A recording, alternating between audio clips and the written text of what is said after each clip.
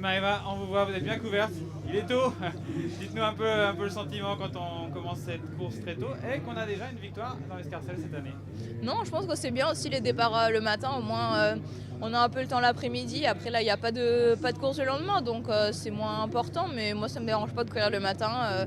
Au moins, on a l'après-midi de libre. Et puis, non, c'est sympa. Il fait pas encore très très beau, mais je pense que ça devrait se lever. On l'a dit, vous avez bien commencé la saison. Dites-nous un peu le sentiment par rapport à ça. Ouais, c'est sûr, c'est toujours bien de commencer la saison avec de bonnes courses.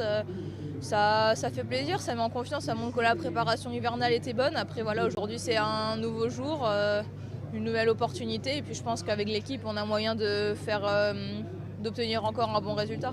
Avec l'équipe, ça veut dire quelles sont les meilleures cartes dans l'équipe? Vous comptez comme une des meilleures cartes de l'équipe aujourd'hui? Honnêtement, on a quand même pas mal de cartes en fonction du scénario parce que je pense que beaucoup de choses peuvent se passer pendant la course aujourd'hui. Donc, on est 6 filles. J'entends rien.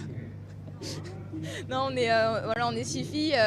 Certaines devront un peu plus travailler au début, mais je pense qu'on a vraiment plusieurs cartes à jouer en cas de sprint, d'arriver en petit groupe ou d'échapper. Donc, on n'a pas une seule leader. La clé de la course, ça va être de ça, de sentir vraiment le mouvement, de sentir ce qu'il faut faire, s'il faut aller faire un sprint, s'il faut aller en solo ou dans un tout petit groupe, c'est ça?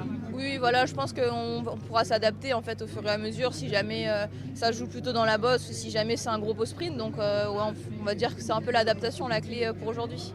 Une dernière chose, qui on voit comme la plus dangereuse aujourd'hui ou les plus dangereuses? Je pense que ça peut dépendre du scénario. Je pense que si ça joue vraiment dans la bosse, Thalita De Jong ou Skazigar seront vraiment à surveiller. Si c'est plus au sprint, forcément, Kat Ferguson a montré qu'elle était très rapide. Donc je pense que c'est vraiment une des concurrentes à suivre aussi. Elle a une très grosse équipe Movistar. Donc je pense qu'au sprint, Kat Ferguson et en montagne, plus Thalita ou Urska. Merci beaucoup. Bonne chance de course. Désolée, ça a parlé dans l'oreille.